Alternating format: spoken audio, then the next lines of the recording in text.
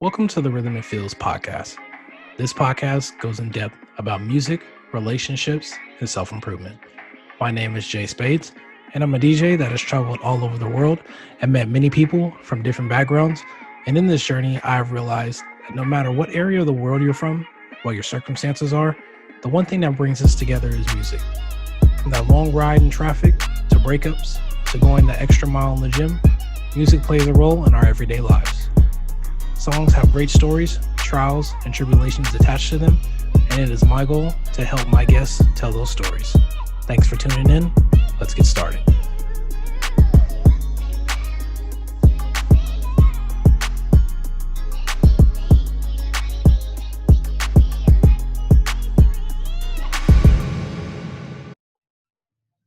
What's going on, ladies and gentlemen? I appreciate you guys for tuning in. This is the Rhythm and Feels podcast. I go by the name of JSpades, and we have a very special guest with us, Mr. James Dixon. Yo, what's going on, man? So, Mr. Dixon, James Dixon, let's not get too formal. What's going on, man? Bro, I'm chilling, man. I worked today, and I was just getting some work done for a new logo done, and yeah, man, just chilling, honestly. All right. Yeah, So let's start it off the right way. Go ahead and introduce yourself to the people that don't know you. The name's James Dixon. I'm based out of Chico, California, originally from Sacramento, California, and yeah, I've been DJing for like 16, 17 years now, so it's been fun, and we definitely had to adapt to being in the shelter in place pandemic, and so a lot of live streaming now. So that's been the latest thing that I've been working on, is just live streaming 4 times a week, 7 p.m. Pacific time. Man, that COVID kind of shut everybody down. It shut everything down. I was fortunate enough to have another job, so I That's didn't a lose. blessing. Yeah, I didn't lose all my income. But even without DJ money though, that's still a loss of income. So, um, you know, it took a couple months to get adjusted to the live stream format. But now, this is the 4 weeks in since I started, and I did my first paid gig to live Okay. stream yesterday. Okay, that's what's up. Yeah, I haven't gotten too much into I've gotten events from doing my live streams, Hmm. but those are like side events. I've never had to do like a Zoom one, or like one over Yeah. Instagram or Facebook or whatever, like how they were doing the Zoom parties and stuff with D Yep. Nice and whatnot. Yep. I, Yep. I I ain't had those yet. Yeah. It was random, but I wasn't expecting the gig to come. But yeah, it pretty much just treated like one of my DJ, live streams. It's just that now it was um, for an organization. Yeah, that was So for the census, right? yeah, it's for the California Census. They wanted to do an outreach event and bring awareness by doing an Instagram live dance party. So I think the dope thing is they sent me instructions on how to set up my camera or my phone for a live stream, and I was Okay. explaining to them, I was like, it's gonna sound like the radio. Um, it won't just be the phone speaker. Not that there's anything wrong with that, but I was like, but yeah, I had graphic overlays and all, and they loved it. So it was fun. It was 30 minutes, so it was real quick. Usually my live stream shows are at least 2 hours, if not longer. So Yeah, a yeah. 30-minute live stream set was like, other than the Hey, fact that I had to figure out, what I wanted to play to be as appealing as possible, just include everybody. But other than that, it was easy. that's what's up, man. So you say you've been DJing for about 16, 17 years? Yes. What Yep. made you want to get into that? What made you want to dive into the world of being a DJ? Originally, I wanted to be a roller coaster designer, but I was afraid Roller to ride coaster roller coasters. designer? Yeah, Yeah, yeah. so you want the loop-de-loops, or like what are we talking about? Well, man, I mean, anything really. Wooden roller coasters, still roller coasters. I used to, I had books on roller coasters that would give like the statistics of different rides and how tall they were, how many loops they had, the angle, how fast it went, the technology behind it. Um, And then my mom's sister started dating a disc jockey, and she would always throw a Memorial Day party, or my apologies, a Labor Day party. And so when she did the Labor Day party, usually she would have the radio on. But when they started dating, he DJ'd. I remember watching him DJ, and I was like, yo, I want to do that. Like, I want to learn how to control people with music. So he gave me my first set of turntables at Christmas. That was in 2003. And Okay. then yeah, man, we just saved up money, bought my own turntables, gave them back to him, and got into college radio, and then started getting into bars, nightclubs, about 6 years ago. No, it's funny that you say that roller coaster stuff because I used to work at Six Flags. Oh, for real? Anybody that was people in the Bay will tell you if you grew up in the Bay, and more so Vallejo, your first job was Six Flags. That's comedy. It's hella funny. But for me, like I used to not like roller coasters, but Yeah. it wasn't until I got forced to go on one that I was like, oh, okay, this isn't so bad. But wooden roller coasters, like I to this day still don't really like them. But after working at Six Flags and working the rides and stuff, they'll tell you that the wooden roller coasters are not as unsafe as what you would think. And then I think one of them was like fireproof, which is crazy to think. But I guess it's like the way that they like make the wood and all that type of stuff. Yeah. Yeah, they I mean, wooden roller coasters, they're really flexible. They redid it used to be called Roar, but now I think it's called the Joker. Yeah, now it has like an invert in it, like it's a hybrid. almost. It's a hybrid roller coaster now, right? It's a wooden, and then the invert is still. Yeah, I mean, like I used to be into all that, man. I used to be, wooden roller coasters, still roller coasters, hybrid roller coasters that mix them all. I mean, I have books that would, tell you how each roller coaster was built, what new technology they use. I mean, I have roller coaster designers. I mean, that was where I was gonna go, but I didn't like to ride roller coasters. So my wait, you parents. wanted to design them, but not necessarily ride them. That's exactly what my parents said. They were like, "How do you want to, how do you like them, but you won't ride them?" And I'm like, "I don't know. I just like the idea of designing roller coasters."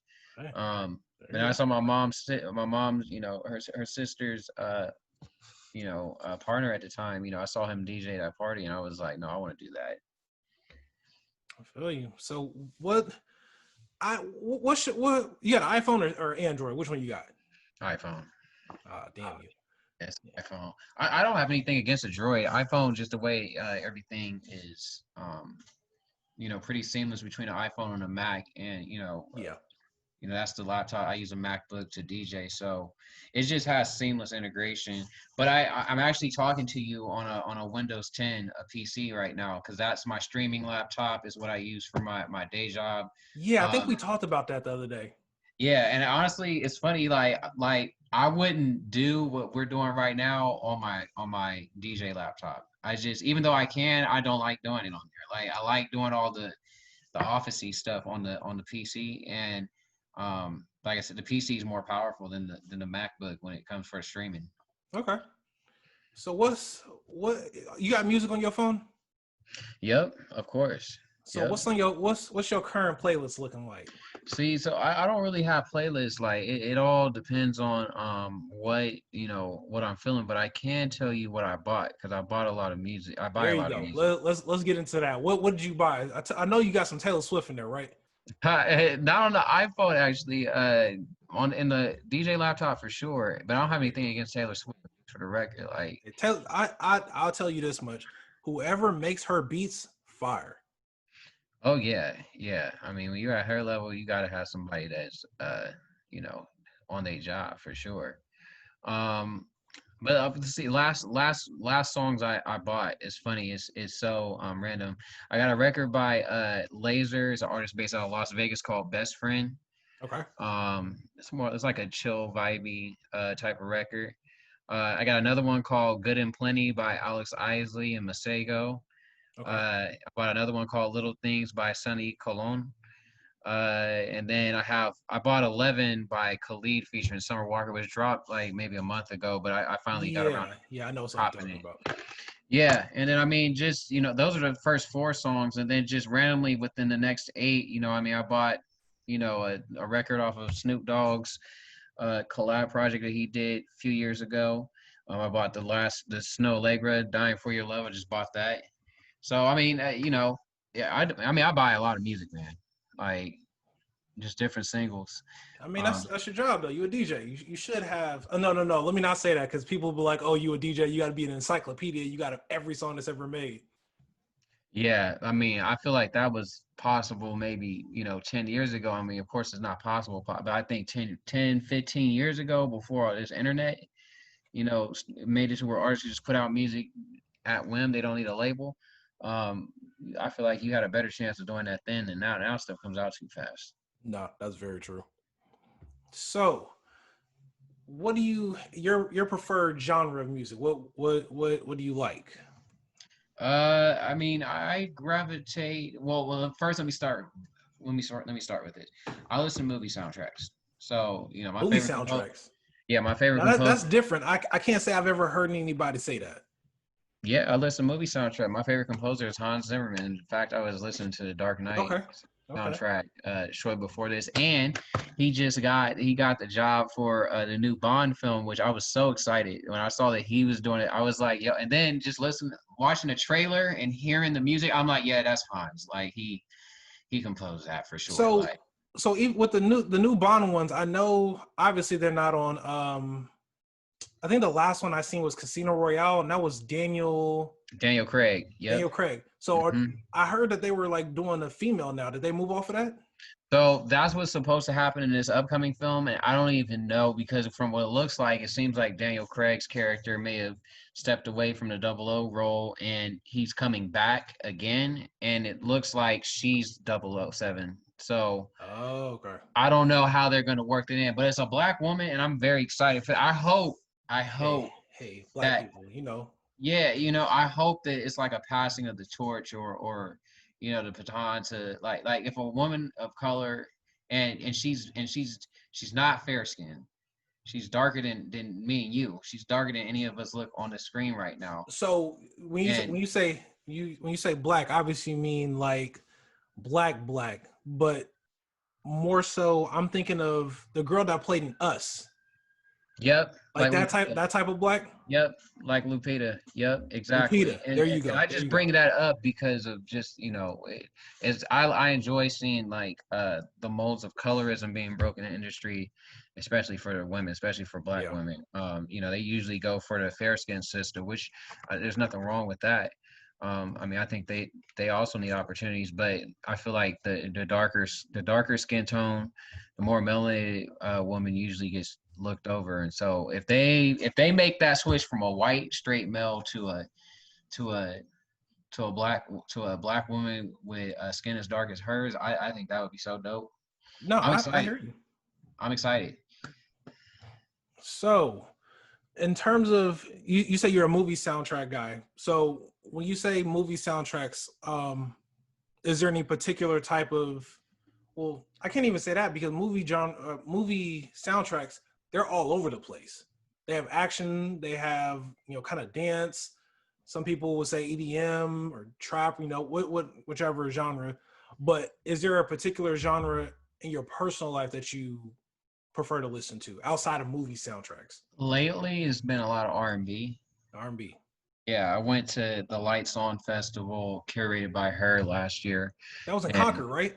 yep, Yeah, yep. yeah. And saw a bunch of different artists on stage. And after that, I was like, yo, like I want to dive into that genre more because not that I just ignored it before, but it definitely wasn't something I focused on. So a lot of R&B. A lot of R&B. So when you're out in the club or club venue, whichever you're playing, do you play a lot of R&B or are you like more leaning towards more towards like club hits? Definitely more towards club hits. I mean, I play to the room, so whatever the room wants to hear, that's what I'm going to do. I did start, towards the end of the night, sneaking in more R&B just to kind of cool out the floor. But it depends on what the venue's asking for. What I say is with these live streams has allowed me to definitely curate whole shows around like the R&B genre. Yeah. That's funny you say that though. Talking about playing R&B at the end of the night, that reminds me of back in middle school and high school days. where the last couple songs was like slow dancing, and I can't remember the last time I didn't slow dance, to be honest with you. Yeah, it's been a minute.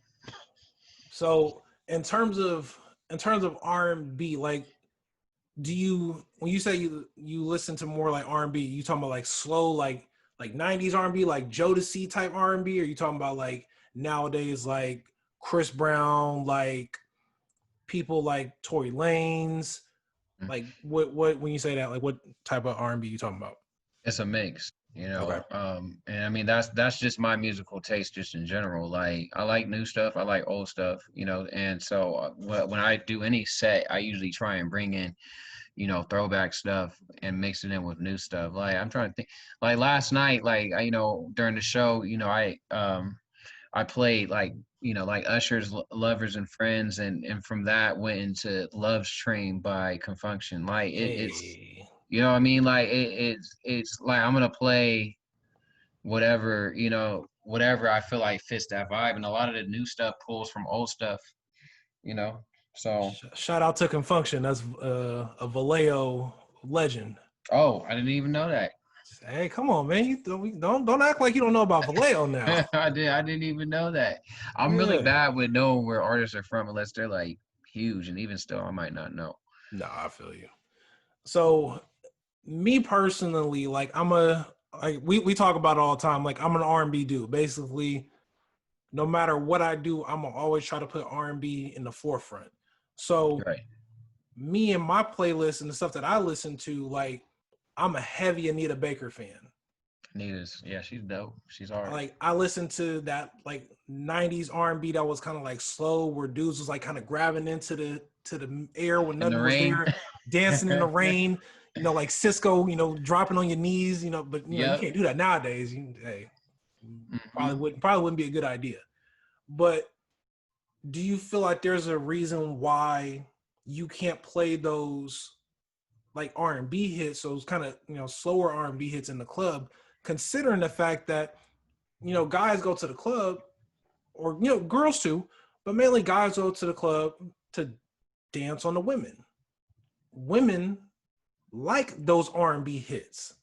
A lot of women that I personally know, you know, like those slow jams, like those Keith Sweat hits, those Hmm. Mint Condition, those Tonys. So why do you think we can't play those in the club versus playing it at home? Well, I guess the first thing I would highlight is like a lot of those artists that we just mentioned are, a generation ago, in some case 2 generations ago, from the current group of people that are, at the club age. I'd say we're in the middle of that, with our age range. So for us, it goes both ways. We got some that were in our generation, and we've got some that were a generation prior to us. So Yeah. we may be for more familiar with all those artists, but there's a lot of new music that's popping right now. And music, it moves on a spectrum, and so it's not stagnant. It's very fluid. So I just think that right now we're in a period where a lot of the music over the last 5-6 years was more upbeat, more turnt, if you will. Yeah. And the music now you can kind of see this starting to cool down now, and that there's, I don't want to call it a resurgence of R&B, but it's definitely being put back, and the pendulum's starting to shift in that direction with all the way that even rappers are harmonizing and Yeah. working on their cadence. The way that they do things isn't so boxy and rigid. I think it's funny that you talk about like a lot of the older generation looks at the new music and they're like they all sound the same. Back when That's I was the coming, term old heads. yeah, back when I was coming, we had to be original. But to keep it all the way 1,000, if you go look at most of these rappers from the '90s or even the late '80s, they all, give or take, even the 2000s, give or take, they use an AABB rhyme scheme or ABAB rhyme scheme. Like they're not doing anything.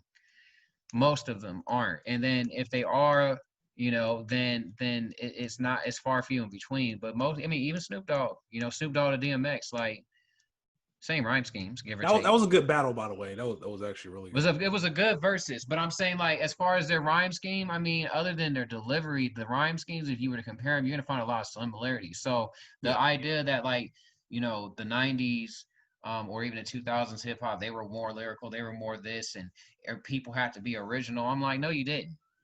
You had to have an original voice. But Very like true. a lot of them were utilizing the same rhyme schemes, and now when you get like the Migos in the building, and a lot of these artists now where they're using triplets as part of their rhyme schemes, and the cadence that they're delivering their bars is totally different from the '90s, and it Blueface, just happened. baby. Yeah, I mean, Blueface, he's and see, so even if you want to bring up Blueface, like I always talk about, like he's no different than Sugar Free. So like Sugar Free definitely did that. Sugar Free fell Definitely off the did that. beat all the time, but nobody, gave him a hard time about it. But now Blueface, I can't believe hip hop has come to this. Da, da, da, da. Exactly. Like, yeah, but we can go to '90s and we have Sugar Free Yeah, on Sugar Free. exactly You that. had like the obviously Bone Thugs. You had Twista that was just fast rapping. Yeah, and I mean, and they all stayed, within the pocket, if you will, if you want to call it that. But as far as somebody just not even sticking to a pocket that you can anticipate, Sugar Free did it. Now Blueface is doing it. I don't see the difference personally. I definitely feel you. So what impact do you think that music has had on your life? Like what would you say that impact was? Or like how could you how could you um how could you measure, how could you value the impact that music has had on your life? I mean, I think it for me is something that I love to do. Because I mean, it's not it helps for me. I mean, helps me on a financial basis.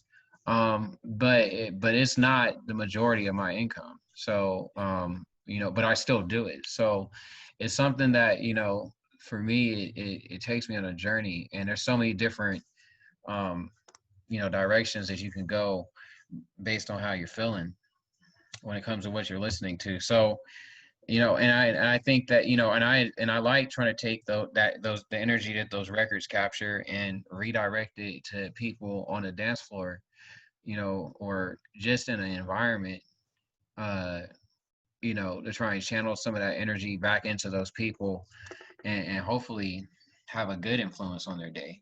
So I want them to I want the music to help them feel better, like it's helped me feel better at times.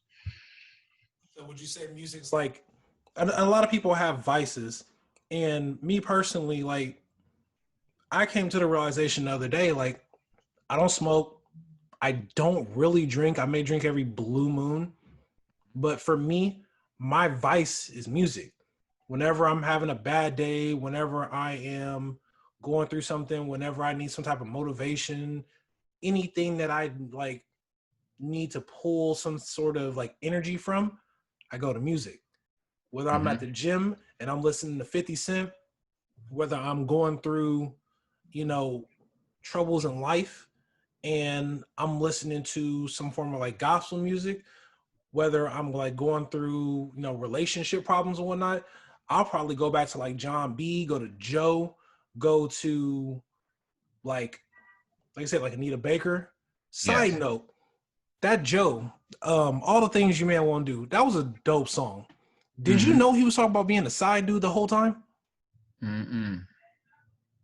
A lot of people love that song, and it's a really good song. But the entire basis of that song was him saying, I don't have no problem being your side dude. I'm gonna do all the things that your man won't do." Right. I was like, "Oh, that's funny." And this is like 20 years later. I'm like, "Oh, damn! Like I just got that." Well, I mean that's I mean that I think that's just music for me in general. Like there's a lot like that song, not another sad love song by Tony Braxton. I remember I hear Yeah. that in the car all the time as a kid. I would hear it in the car while my mom was running errands, and it's not until I started to experience being in relationships with people and then having them not work out, and um then I heard that record and I was like, oh my gosh, like I never even knew she was talking about this. This is I was like, she's like, I feel attacked right now. Like, how do you know? Like Hey, heard it my music whole does that life. to you. Heard it my whole life, but until I had the context, you know what I mean? Like I Yeah. didn't really even know what the song was about. I was like, oh, that was a cool beat. And now when I hear it, I'm like, yo, I feel it. And that's the funny thing about music is like there is a song for every emotion you can possibly Everything. have. And there's a lot of times like we're sitting around listening to a song or feeling the type of way, listen to a song, and then we're like, damn, like that's exactly how I feel. How did you know that? Mm-hmm. Mm-hmm. Yeah. It's funny how that works. Yeah, that's where those playlists come in handy. Yeah, those playlists with like 200 songs on there, and you just hit Yeah, play and don't hit no skip it on it. those get me overwhelmed. I don't like those. No, I don't. Nah, I don't like. I still haven't finished Chris Brown's last album because I don't even. It's 40 nah, songs. hey, To no this no shade day, against Chris Brown, but I don't know how many songs is on there. But and the thing is to me, most of it is good. I feel like 90% of it. I mean, there's not really any records on there that I think are bad or terrible. I just feel like 40 songs, I'm like, okay, after like 10, I'm like, yo, what's the point? Like, I'm trying to figure out. no, and Look, that's kind of how I felt about that Drake album, that Scorpion album. okay, see, I disagree with Scorpion. Scorpion's fine. That's 26 records, Scorpion 13. was Scorpion was nice. It had a legit out of you said how many songs? It was 26. 26. Out of those 26 songs, there were probably about I want to say maybe about 7 that were legit hits, Mm-hmm. like legit hit songs. And Mm-hmm. then there were probably about another 4 or 5 that were good quality, like deep cuts. Yep. And that's still like, and there's still other songs down there that I personally like. So out of 26, I'm like, damn, that's probably like a legit 17 that I like. Right. And So you're that I would saying, play out at a club somewhere. right. Well, I think that's the thing is that I'm not looking at just the club. Like the club is one environment, and especially now, with the pandemic, everybody at home, so there's different vibe. You might want to turn up, but it only goes so far at home. Yeah. But that's where the B sides and even the C sides, if you will, are. You can play those now because like people are at home, so they got time to stop and take time to reflect and listen from a different set of ears than what they do at the club. So for me, that album, I thought it was a perfect album in the sense that it was 13 records in each side, 13 where he's rapping, 13 where he's singing, and Yeah. so it's like it's two separate albums put together. Like if he would have just said A, B, which I think he did, but if he didn't, if he would have said A and B, then I feel like that was separated. Or he could have released one of them as, one thing and then titled the other one something else. Yeah. Like maybe he names it Scorpion and then on the other one he takes Scorpion and spells it backwards and releases them as two separate albums and then do a like a reverse color scheme. Like the one he has is in black, but then he should do the other one as a white cover. You could do something like that, So but something like the speaker box and the love below. yeah, I mean, There you go. something. I mean, that's an album too. Where it's an A side, a B side. One side emphasizes Andre, one side emphasizes Big Boy, and we accept it because it's two. It's a group, but they're both dope in their own right. With Drake, he does two things, and so he showcased both on both sides. And to be honest, I like the R&B side. That's my favorite side. Yeah, well, that was the side with what don't matter to me and After Dark and Man, all that. After Dark, Yeah, Emotionless. Ratchet, Happy Birthday, Yeah, like yeah, yeah. what That was the other that one? was the side, and it's funny because Blue Tint. That was another one. Blue Tint was a good one too. Yep. Blue Tint was definitely a good one. It's funny because my cousin had put me on the album. He was like, "Oh, go ahead and I got it. I'll send it to you. I'll send it to you." And then I was like, "All right, cool. I'll go ahead and listen to it." And the first time I heard "In My Feelings," I was like, "This is gonna be the one. This is gonna be Yeah. the song on that album that takes it over the top." He was like, nah, it's not gonna be all that. I was like, no, I promise you, this is gonna be the one. This is the one I heard, and it just caught my eye or caught my ear. In the first 10 seconds, I was like, this is gonna be the one. He's like, no. And like 2 or 3 days later, Shiggy came out with that challenge, and then boom, it just blew up. Right. Yeah. Yeah. It's I thought it was a good project personally. Yeah. Yeah. Let's talk about professional, or let's talk about hurdles. Any Yep. professional hurdles that you've had to overcome to get to where you are right now?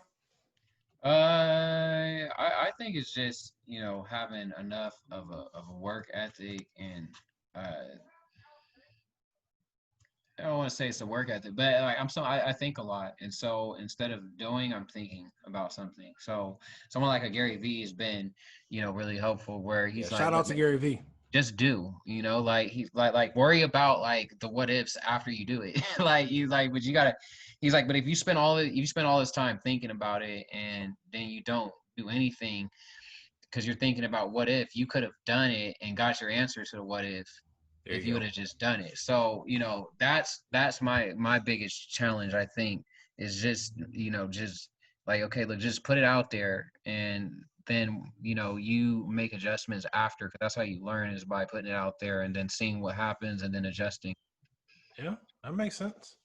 So, yeah, because even me, like professionally, like part of my issue was just focusing on one thing instead Mm-hmm. of trying to do like multiple things.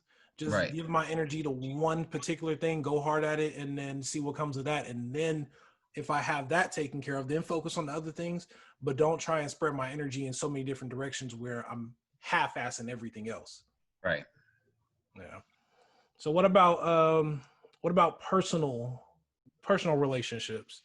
Any personal relationship or personal hurdles that you had to overcome in terms of like as yourself, like anything that you had to do within yourself to learn to be a better person, to learn to motivate yourself to get to where you are. I think again it goes back to, when it goes back to just like doing things. Yeah. I mean, I think that I could plan. Um, I could, like, as I'm thinking out things, I should be, keeping track of like what from that thought process sticks out as a goal or something that I should go for, Okay. and then focus my energy on doing that. Yeah. Because then in theory, all other actions will lead to me getting to that one thing. Um, and that's across the board. It's not just specific to music. I feel you. So would you consider yourself more an introvert or an extrovert? Both. Okay. You I don't mean, hear when that often. I'm out, I'm out. And but when I get home, then I'm like the complete total opposite. So, I'm more reserved, more to myself. So I need time to recharge before I go back out there. But if I'm out, I'm out. Yeah. No, because I've seen you at the at events before, Yeah. and we didn't definitely have some fun. So I can Yeah. definitely believe that. Yeah, I'm definitely, when I'm out, I want to greet people, talk to people, get to know them, introduce myself, just hang, just chill. And then when I get home, I'm like, okay, I need to rest from all that. So, definitely, I think both. I think there's a name for it. I don't know what the name is, but We'll have to figure it out later. So would you say being an introvert or an extrovert, whichever one, would you say how would you say that helps you in terms of like personal things, like in terms of like women that you talk to or relationships that you've been in? Do you think it's helped you being more introvert or extrovert, or do you think those things or past relationships have helped you become that person that you are now? I think past relationships helped me, yeah, for sure. I mean, it's probably made me more. It's made me take advantage of opportunities more at times where like I've doubted myself, and you have someone who's there who can like see something that you're not necessarily paying attention to because you're so close to it, but because they're from afar, they're like, yo, you missed a spot. And Yeah. I mean, literally, like my whole like DJ, like club career wouldn't have happened if my partner at the time hadn't told me there was a contest to get an opening spot at this venue out here, and I was like, oh, I don't think I'm gonna enter it, and she told me, she's like, if you don't, you know, she's like, I love you, but if you don't enter this, it's the stupidest thing that I've ever heard you say, is that you're not gonna enter Damn. this contest. So I entered, and then there were three other DJs that entered. Well, I think it was three total, and I had like 300 something votes, and the closest to me was like 90 or the low hundreds. Oh, it was landslide. Yeah, it was like it wasn't even a question of like who won. Like I mean, it was like I like went up above and beyond, and then got this spot as an opening spot, and I've gone from that to, being a regular who plays at the venue, a resident, and play out of town. I can bring people in from time to time. So, but that all spawned from, a decision where I could have decided not to record a 15-minute mix and get people to vote. I could have said no. And if she hadn't been there to say that, then I wouldn't have, I mean, who knows? Who knows if I would have got, I mean, that got me in. Like, I had done some club gigs before here and there, or bar gigs to be more specific, but yeah, like I mean, everything that I have right now is from me entering that contest. And that goes back to, her saying that, like, yo, you got to take advantage of this opportunity. Otherwise, like, you're tripping, bro. You're tripping. So we giving shouts out to her? Yeah, we gotta give shout outs to Amber for sure. Shout out to Amber, because we didn't have Amber wasn't around. I don't know if there would be a blackness. I don't know, man. I don't know. Like, I told her that the other day too. I was like, yo, you like are the reason why why I got here, because it was her telling me to go for it. Oh, you guys still keep in contact? Yeah. That's what's up. You guys still together? Not together? We're not together, but we do still keep in contact. Yes. That's what's up, man. I think a lot of times people get the notion of once we're done, we're done. Once we're not dealing with each other anymore, once we're not in a relationship, cut all ties, sever all ties, and I'll just never deal with you again. But me personally, I'm not like that. Like, if we end on a good note, like, let's be cool. Like, I don't want to see you fail just because I'm not with you. Like, I want you to be the best person that you can be, and I'm going to push you to be the best person that you can be. And anything that I can do to help you along your journey, if I can do it and it's not, taken away from me, then I'm with it. Like, I'm all for you succeeding. And I feel like that's how people should be. But you get a lot of people that's not like that. A lot of people that are like, if I can't win with you, then I don't want to win. Then I don't want you to win at all. That's not cool, man. Yeah. That's that's interesting. I don't understand that. Would you say she's still one of your biggest supporters? Yep. That's what's up. That's what's up, man. I'm glad to hear that. Like, I'm glad to hear that you guys can have a good relationship, even though you guys aren't in a relationship. That's good though. So let's get into the funny parts. What's your most embarrassing moment as a DJ? Oh man, that's dude. You stumbling over your words. I'm trying. No, I'm trying to think like what it is, but I got it right here. It's so easy. So, and you were there when we did No Request, the battle. No Request. Yeah. In July, it was July 3rd. It was the day before 4th of July, and it was you. It was myself. I think Cryptive was in that round. Yep. Shout out to Crypt. Jared was in that round. Shout out to Jared. Who else was in that round? There were two. Empire. No, Empire wasn't in that round. He was in. Was it Anti? Was it? I think Anti was there, or Antidote. Yeah, Antidote. Shout out to him. There? He might have been. He was in the round before. He was in the first round with you. Remember, that was round 2. Yeah, I'm forgetting. You're right. Yeah. I'm forgetting who the other people were. Man, I'm so sad. Like this. And that's let's say this. There's no disrespect to the people that we don't remember. No, there's so many people that have gone through the No Request battle. Like, I mean, there were 4? There were 4 rounds, because there was another one after we went. There was 3. Looney won the first one. Bite Size, and then Jared. No, you're right. And then Selecta. You're right. Then Selecta won it, because I'm saying in that round was Selecta, Nico, Nate Rios, Nick Davis. Ivy the DJ was in there. Yep. Ivy was there too. Yeah, you're right. You're right. There was a whole bunch of people inside those. But yeah, there were 4 battles, and so 24 DJs. Like so.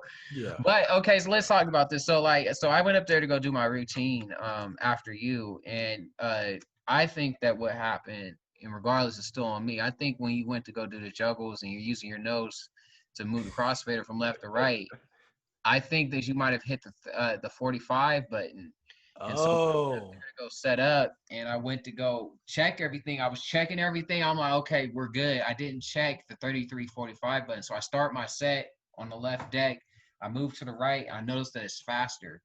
So So I didn't automatically think it was on 45 instead of 33 because I had DJ'd on some controllers before where randomly like the deck would stop working for whatever reason.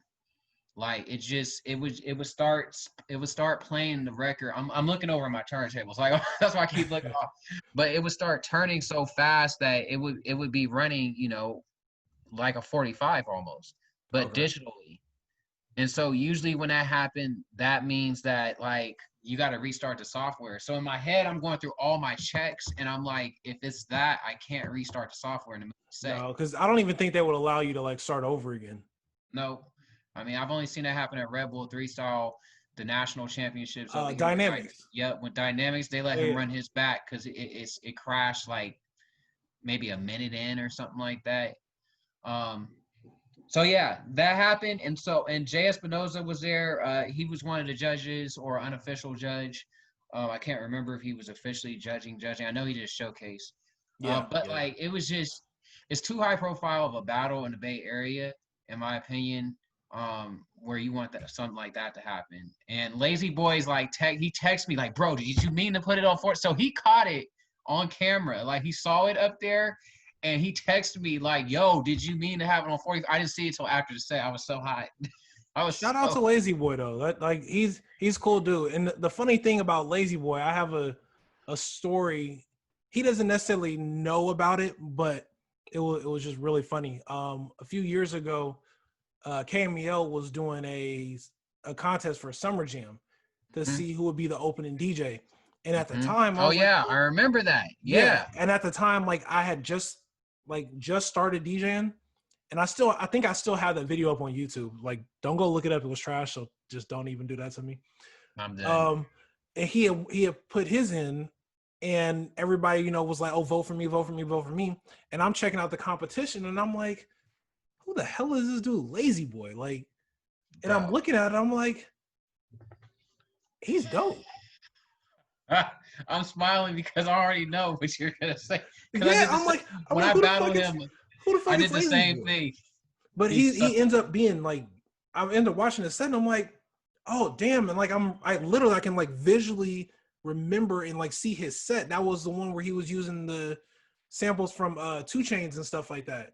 mm-hmm. And it was a really, really good set and it was really clean. And I think that was that first time that I had seen someone really get into like the turntablism Yep. and not just like, oh, I'm just gonna, scratch a little bit, go from song to song. Like he literally like taking clips, using little samples from here and there, and just like doing a lot of stuff. I was like, oh wow, like that's DJing. Yeah, he's it's I'm just smiling because I know exactly what you're describing. Because I battled him before 6 years ago. Yeah. And when I found out that he was in the battle, and one of my homies sent me a video of one of his room C for the DMCs, the online DMCs. Okay. Um, and as soon as I saw the hair, I was like, "Oh man, I know who it is. I know who it is because I've watched his videos before just to learn how to do certain techniques, with Yeah. juggles and scratches." And so I was like, "Yeah, I'm like, he's gonna take the W for sure in the finals. It's fine." And I went up to him. I was like, "Yo, it's just dope just to meet you." But I remember that KMEL contest, and then he ended up not. He won, but then something happened where he couldn't do it anymore. So then I think they went. But I probably watched your video then. That's funny. I probably watched your video. 'Cause I remember watching all those videos for that contest. Okay. I was looking to see. I was thinking about entering it myself. But I think it specified you had to be within a certain Time uh, limit. time limit and vicinity. More Oh, okay. importantly, like I think it was like you had to be within Vacaville or something. Like you couldn't be in Sacramento, from my understanding. Okay. You had to be like in the Bay Area. Yeah, it seems like you don't remember that video, which is good. So just No, kind of put it out your I head. don't remember any of the videos. I just remember watching a bunch of the videos, and I remember Lazy Boy did enter. That's good. I'm glad you don't remember it. Just try to forget it if you possibly even do remember it. Just don't even worry about it. Yo, man, the routines they're fun. Nah, they are, man. So who would you, speaking of like Lazy Boy, would you consider him one of your biggest inspirations, or like who do you consider one of your big inspirations? If I go back to the beginning, it starts with my uncle, DJ Sweat, based out of Southern California. Okay. And then if we move up, then we go to Atlanta with DJ Tay Rock and DJ Big Sweat. Big I met Sweat. Yep. them met them on a cruise ship, and would go to the nightclubs with them, and just sit there in the nightclubs on the ship and watch them spin and take down requests for them. And I'd be in the club with them till like 4 a.m. in the morning, like every night on the ship, just Hey, to, those 4 a.m.s, they not easy, man.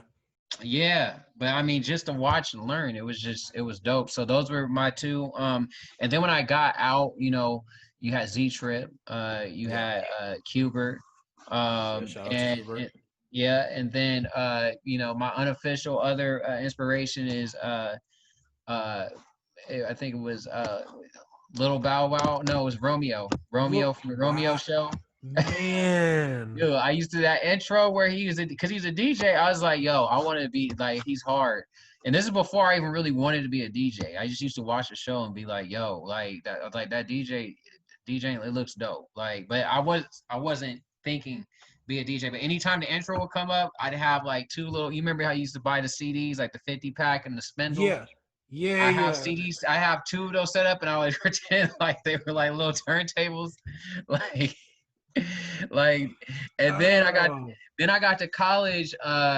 I started really watching like Kid Capri. I used to listen to a Big lot of Capri. recorded Funk Flex sets on Hot 97. Yep. Shout out to Funk.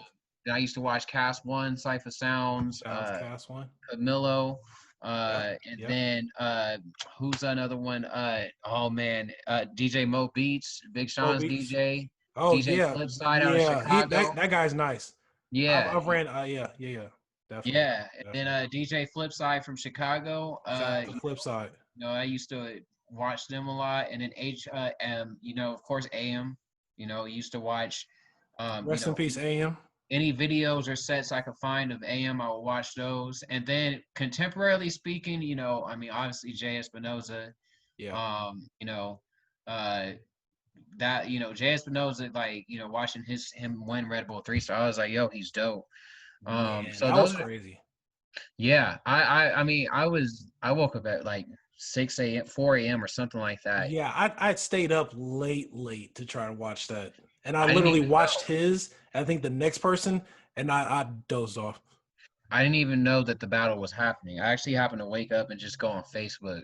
Okay. I After I went to the bathroom and saw the live for Red Bull 3, so I'm like, oh, it's happening. And then literally like the last dude had just finished his set, and Jay Espinoza was up, and I think he was the last one for the semifinal. And I watched his set, and I was just like, yo, he's killing it. And when they came to announce the winner, I was like on the edge of my seat because I had just done No Request in January, Yeah. so I knew what it felt like to be up there and wait to see if they're gonna call your name. And I remember just sitting there like, oh, what are they gonna say? And they called his name. I jumped up screaming like, yes! Like I was like, oh, thank God he made it. But I did. It was total chance. Like if I hadn't woke up, I wouldn't even have gone on Facebook and saw that it was happening. I didn't know it was happening. Yeah. Yeah. It definitely was a good moment, not just for DJing, but for the Bay Area too. Yeah, 100%. I A mean, lot of people don't really know about Jay Espinoza outside of the DJ community or outside of the Raiders. mm-hmm. A lot of people don't know he's the official DJ for the now Las Vegas Raiders. Right. But Right. He's definitely really known around the Bay Area. So, shout out to Jay Espinoza. Yeah, of course. What would you consider your biggest failure, and what did you learn from that? Are we talking like career wise, or are we talking about just overall? Let's just say overall, because we talked about the no request thing, and we just Oh, brought it gotcha. up, Okay, a okay. lot. Uh, Overall, that's a good question. I've never really thought about that. It's funny because for my office, every Wednesday we do a question for our staff meeting, and they started out pretty light when everybody had their first time, but now we're in our second round.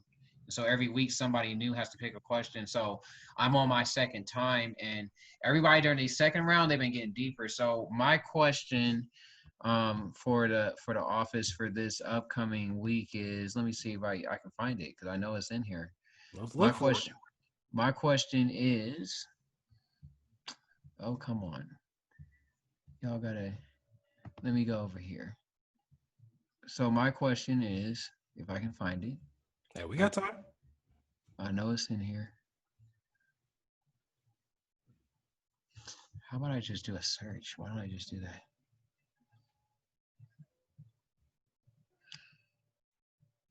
Okay, that was yesterday. Today. So I do not see the question. Interesting. Okay, let me see if I can remember what I said. My question, okay, I remember my question. I don't even need to see that. I just had to. So my question was like, if you could give yourself some advice, like right now, what would it be? Because, originally the question was, if what's something that I regret? Okay. And then I was like, I don't know that I want to look at something like in a regret. I don't know if I want to frame it in the sense of regret. So then I was like, okay, what is something that I would want to tell myself now, instead of like, let me go back and fix something, quote unquote. Like, let me go, like, what is it now? And I think right now is just, um, trying to tell myself that it's okay to let people in and let people be close to me. Um, because I don't do that. I noticed that, before the pandemic, like, Yeah. because I work as a recruiter for my day job and I'm a DJ, I was traveling a lot. And so it allowed me to move around for, the past 4 years since I graduated college, allowed me to move and have superficial connections with any and everybody. Yeah. So, and when connections are shorter, it's easier, I think, for me to create the quote unquote good times and let the good times roll, because it's for a short duration of time. But if you're around somebody or a group of people for an extended period of time, then they get to see all forms of you. So, Yeah.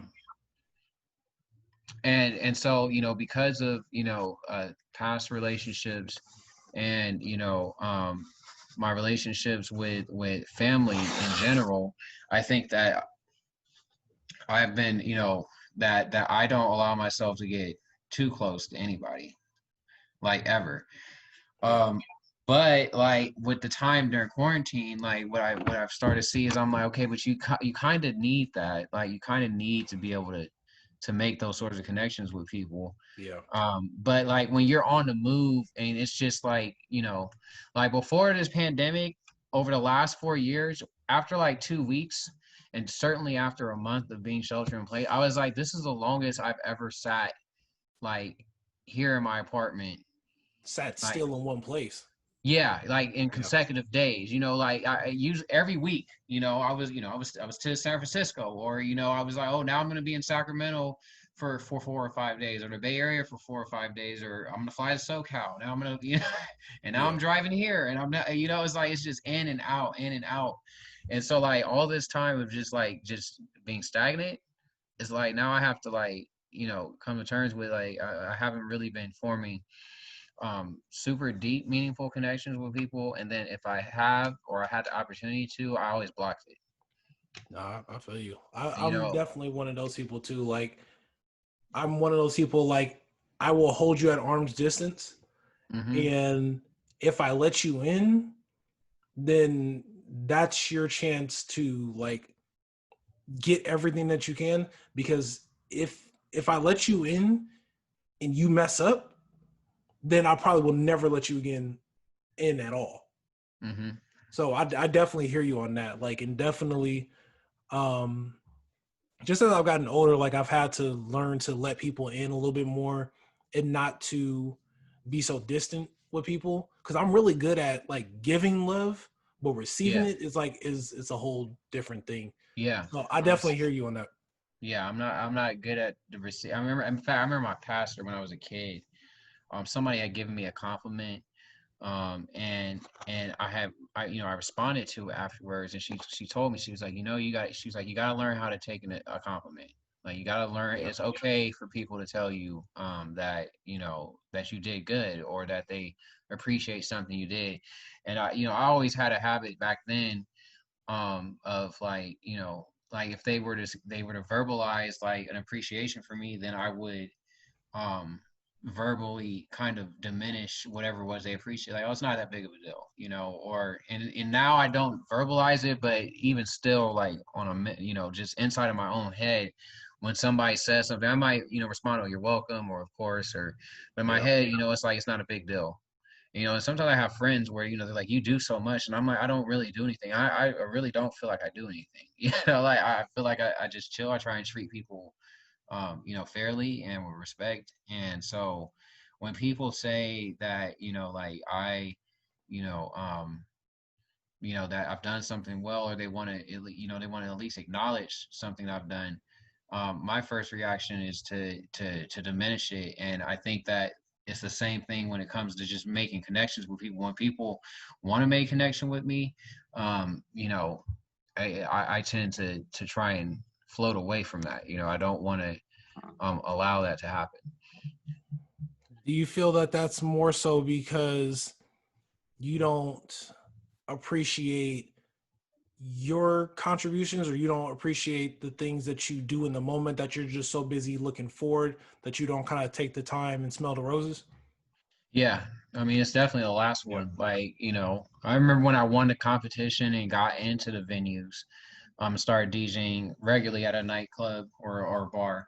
And a lot of my friends, they're like, I'm so proud of you. And I was like, yeah, no, but, we got to get to the next, we got to Yeah. find some, and so it's always in motion. And so that kind of matched, the lifestyle that I had, before the pandemic, where it was like I was always in motion. It's like, get there, set up, do the gig, do the job, pack up and move.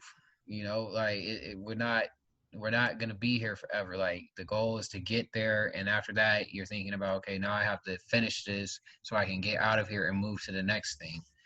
Yeah, I definitely hear you. And I feel you, because I'm like that as well sometimes. Like, I am, let's keep going, let's keep going, let's get to finish the finish line, let's get to the destination which we want to get to. It's okay to kind of take like 2 seconds to appreciate where you're at. Like, okay, cool, I'm here. Okay, that's Mm-hmm. enough. Now let's move on. Yep. Yeah. So what would you say one of the biggest myths are about your profession? What's one of the Uh, biggest misconceptions? I think one of the biggest misconceptions is probably that, like, DJs get tons of women. I'm like, where? Like, Hey, like where they at it's though? like, I mean, there's certainly DJs out there who may fit that, but, like, I'm like 90%. Like, we by ourselves, like, we got, Yeah. like, we might, it's not in the people. I don't feel like people think that it's like every night you got a different. I'm like, no. No. And I definitely like hear you on that. And like, especially like past relationships that I've been in, I go out and I DJ and stuff. And it's always like, well, who are you around? Like, what type of people are going to be there? And people just assume that there's just all these women that are just around that want to just throw themselves at you. And that's not to say that that's not necessarily true, that there aren't women that will throw themselves at you. But as speaking for myself, and me and you are fairly much alike. So I kind of feel like you may be like this too. We like our own space. When we out there Hmm. DJing and we just like to have fun, we don't necessarily want people crowding around us. And I myself don't necessarily welcome that attention. Like, if I see you and you're trying to talk to me and you're trying to request a song or whatever, cool. Get that request, or I'll hear you, then you go on about your day. Like, I don't need you to be all, next to me. But even so, if you are, just respect my space and we can just, have a good time and whatnot. But as far as the groupies and stuff, that's never been my thing. I've never been one to want a bunch of groupies or, a bunch of women throwing themselves. So am I around them? Yeah. But as far as like seeking that attention and stuff or welcoming that attention, I don't really too much care for it. Yeah, I think I don't think of it as them throwing themselves at me because I feel like when I use that, it makes me feel, I don't know, that doesn't sound positive to me. I think of it, I mean, I feel like people just want to connect, I think is more so the Yeah. way, and I say that because like, there are a lot of times, a lot of, the women that I've been around on stage, they're my friends. Like they're people, Yeah. and if they're not friends, like, they're not like friends that I just hit up and talk, but like when they come out, like we know each other, Yeah. like I know them, they always come say hi. They might come up on stage because they're like, yeah, these dudes or this guy is really creepy and he's trying to, what I'm saying? So I just want to be, and I'll be like, hey, you can chill up here. Like you don't got to deal Yeah. with all that. You can chill over here, on stage, backstage, whatever. And, I won't let them back here. Yeah. And, it's all good. And so like, I've had, a lot of women who, and when I say a lot of women, I don't mean like just numbers. I mean, just over No, I get what you mean. over the years, like a lot of women who have come back there, I feel like it's more of a comfortability thing. Like, they know I'm not going to be all, weird and try and get at them. And, they can dance and I'm not going to be sitting, I see sometimes women are dancing in the club and dudes want to pull out their phone and start filming. I'm like, they don't know you. Exactly. Like, they don't want, Exactly. they're dancing. They don't want to be all over your, social media feed because you can't, ask for consent. Like, it's, you know what I No. mean? Like, And it's like, that's the big thing nowadays. We got to make sure we like, ask for consent on it's everything. like, dude, like you over here, you're making people uncomfortable. So like, I've had people come backstage because of that. And then like I say, I've had people where I'm friends with and they just come back there and chill. There's more space, because it's not that Definitely. many people back there in the first place. So it's kind of like, I don't want to say VIP, but it's like it's kind of secluded from the rest of the dance floor, but still on Yeah. the party. Um, there's various reasons why, there may be people back there. And typically, and if it's dudes that's back there, it's because they're chill. They cool with me. What I will say is guys, they'll try and come back there because they'll see all the women on stage, and so they're Yeah. trying to talk to these women, and they're trying to act like they're all buddy buddy with me, and I'm like, bro, get off the stage. Yeah. Like, Like I don't even really know you like that. You just I trying don't, to I get. don't, Yeah. You're yeah, trying to use me. yeah, I don't know you, and you're one of the reasons why, like, They're back here. you know, like potentially like because you are doing this like Exactly. like if you would just relax. Nah, I definitely hear you. So if let in short, if you could go back to yourself, let's say it's 2020, let's go back to '04. Okay. And I'm saying '04 because we're the same age. So Yeah. I know where Yeah. you was at '04. Right. Yeah. Yep. So let's go back to '04. Yep. What would you tell yourself? What advice would you give yourself back in '04? I'm trying I mean, I'm saying I would assume '04 I was a You was a freshman freshman in high school. in high school, so Yep. I was homeschooled at that time. Oh, really? Okay. I mean, I feel like during that period of time I was, mad chill.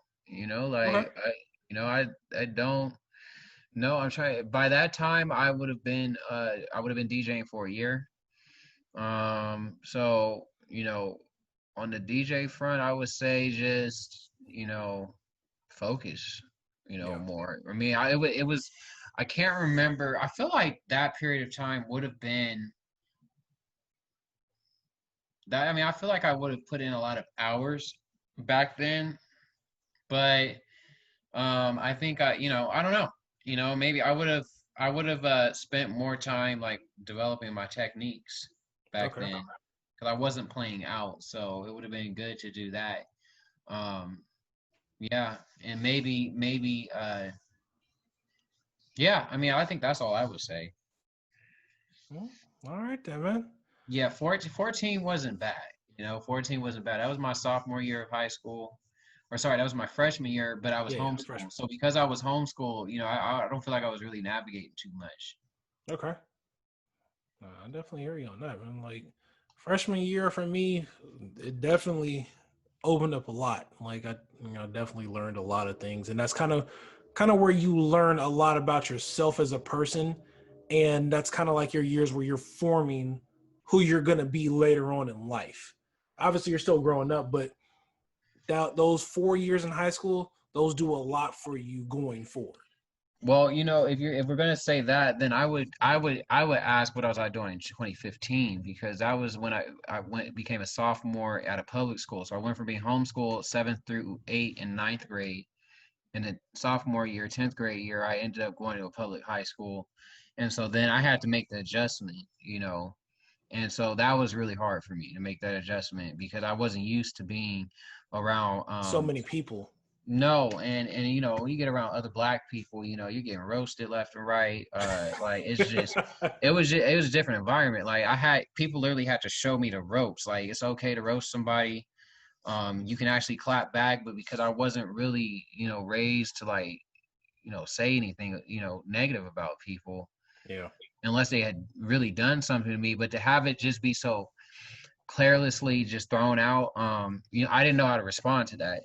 And I all I when I did clap back, it was like I was coming for people's lives. Like it was like, yo, it's not that serious, like they're just joking. But I never had comebacks for so long that like when I did finally start coming back, it's like, yo, like you just took it from like here to like you didn't have to come for their mom or So you went past the yo mama level. Yeah, I mean, it's just, I just didn't know, because I felt like I was being insulted. Yeah. So I didn't know how to respond to that other than to just, like, for me, what I was saying to them it was the same level. Because Okay. I was like, why would you even go out of your way to do this in the first place? Like I wouldn't just randomly pick somebody and just start roasting them. Yeah. Like that just wasn't in my character. So I felt like it was so out of line that I'm, it was like my response. Like in hindsight, I'm like, okay, you probably didn't have to talk about family and Yeah. like the fact that they was injured and can't walk or what. You could Damn, have you did toned that? it down. I mean, I didn't have a filter for it because again, I felt the level of disrespect I felt just in the fact that you would just randomly roast somebody who's not bothering you. Yeah. Like that was just regular conversational fun. I didn't understand it. I didn't have the tools in my bag yet to understand like the nuances of just joking around. Like so to me, the joke was offensive.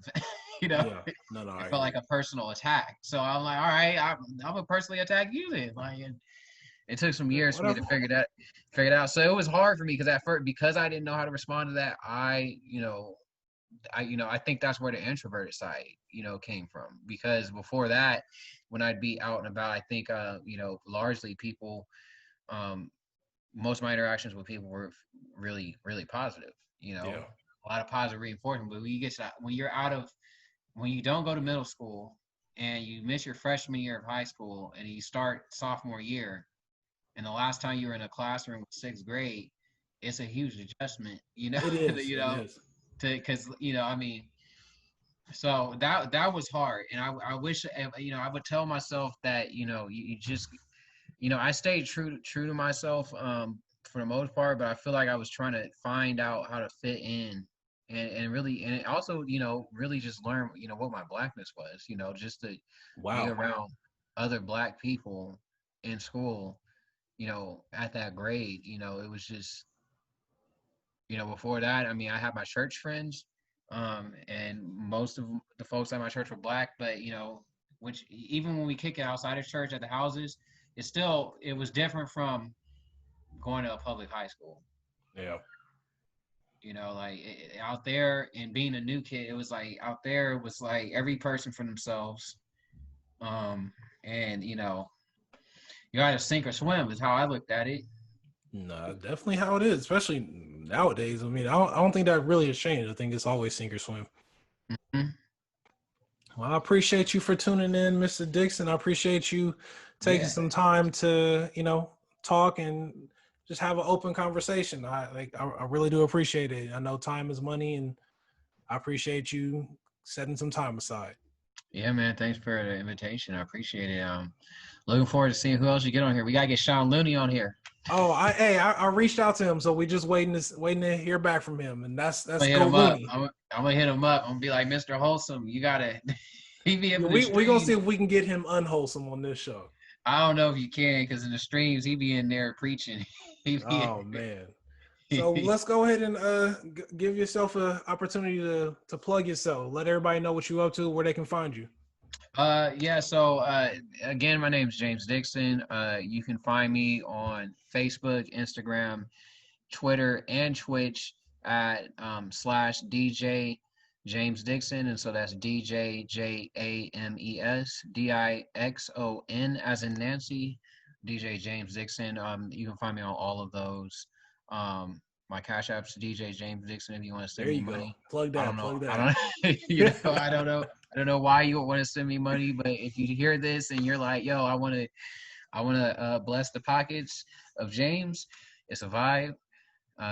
Don't be shy. And yeah, Definitely do that. I appreciate everybody tuning in. If you definitely want to bless Mr. Dixon, please go ahead and do that. Please follow him on all social medias. Definitely follow him on his Black Planet and his Bumble account. yo, Definitely make I sure you do did that. set up a Black Planet account actually because they said they were coming back. They said they were coming did they? back. Yeah, they put up a post because they were like, Oh, "We're my bad. I talking was about." just joking. They said we need our own, platform, and so, for Black people, and so Black Planet put out a statement a few weeks ago saying that they were gonna come back and they're revamping the site. I downloaded the app. I was surprised they had an app, and I was like, okay, I'm looking forward to seeing it, what this revamp, like if they're gonna redesign the interface, just to be a little more sleek. And then there's another app that's a Black-owned app called Stars, if I'm not mistaken. Okay, I gotta check that out. I never heard about it. STARZ. I'll send you they have an IG page. Okay. So that's another one that I've heard they're trying to get up. But I do have a Black Planet account. I haven't been in it since I created it. we're not gonna plug the Black Planet account. If they want to follow you, they It's can follow you probably on all the other DJ ones. James Dixon. So like, all right, well, if y'all want to follow him on that, ladies, if you want to follow him on that, definitely go ahead and. Is that what Black Planet is supposed to be? Because I never really used it before. I couldn't tell you. I've never even made an account. So okay, I thought because my understanding is back then it was like a Black MySpace. Yeah, that's what I thought it was. Right. So, I created an account but never really used it back then, and now I've created an account again like 10 plus years later, and I'm still not using it. I wanted to support. I'm like, y'all about to, No, I definitely hear you. That makes sense. Keep it saucy. I thought, I wanted to support it, so I'm gonna go log in after this for sure. Go update your profile, brother. Yeah, let me go look. Let me go look. Your inbox is probably full. I doubt that. Be very surprised. Well, I appreciate you tuning in, Dixon, and I appreciate your time. And once again, thank you for tuning in to the Rhythm and Feels podcast. I'll make sure that, we stay in touch. We always stay in touch. We always text each other, all that good stuff. So we'll definitely keep in touch, man. Yeah, man. Thank you. I appreciate you. All right, man. See you later. All right. You take care.